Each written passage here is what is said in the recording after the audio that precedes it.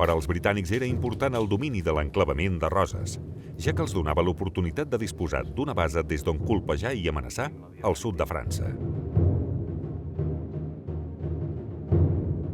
La Marina britànica va participar en la defensa de Roses amb vaixells diversos, entre els quals hi havia la fragata Imperieuse, comandada pel brau capità Lord Cochrane, que en persona es va fer càrrec de la defensa del fort de la Trinitat. In war, there is no substitution for victory!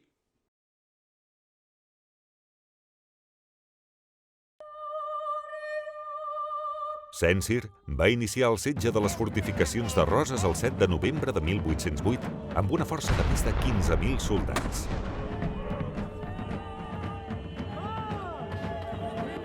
El dia 15, els napoleònics van atacar en massa i per sorpresa el castell de la Trinitat.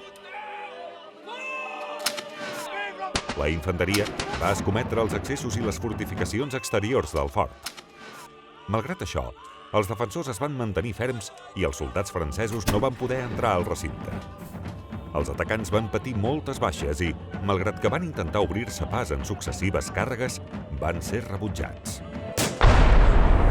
Els comandaments napoleònics van entendre que no aconseguirien entrar a la Trinitat amb atacs frontals. Calia aterrar els murs i obrir bretxes abans d'intentar un nou assalt. Van optar llavors per col·locar peces d'artilleria a la rodalia de la Trinitat i els pendents del Puig Rom per trinxar el castell.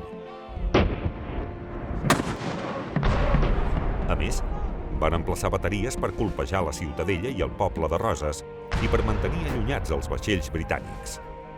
En aquells moments i després de les destruccions del segle XVII, el nucli urbà era fora muralles, al nord de la ciutadella. El poble va ser assaltat i ocupat la nit del 26 de novembre. Lord Cochrane va dirigir amb eficàcia la defensa del fort de la Trinitat. Disposava de grups de miquelets, soldats del regiment Ultònia i mariners britànics.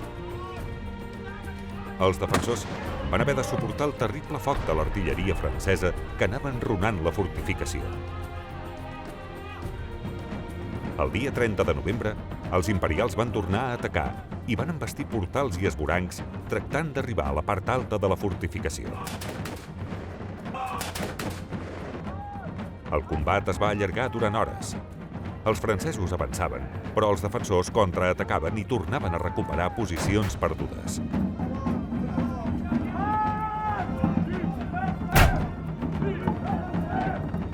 Tots dos bàndols van patir desenes de morts i ferits. Al capvespre, el violent enfrontament continuava sense aturador. Finalment, però, els francesos es van haver de retirar.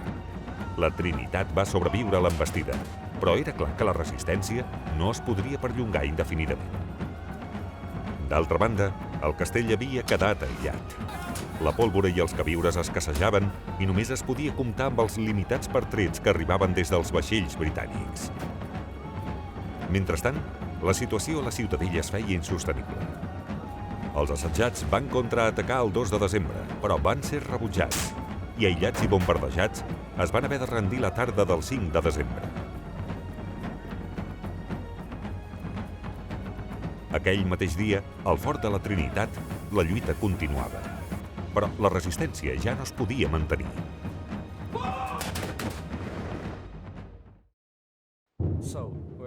Lord Cochrane i els comandaments de la defensa van decidir abandonar la fortificació i volar-la perquè no la poguessin utilitzar els enemics.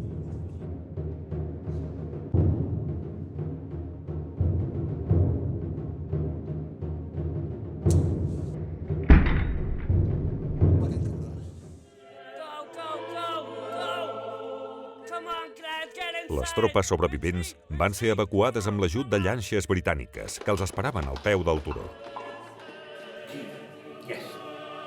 Els darrers comandaments i enginyers, abans de retirar-se, van encendre les metges que havien de fer explotar les reserves de pólvora.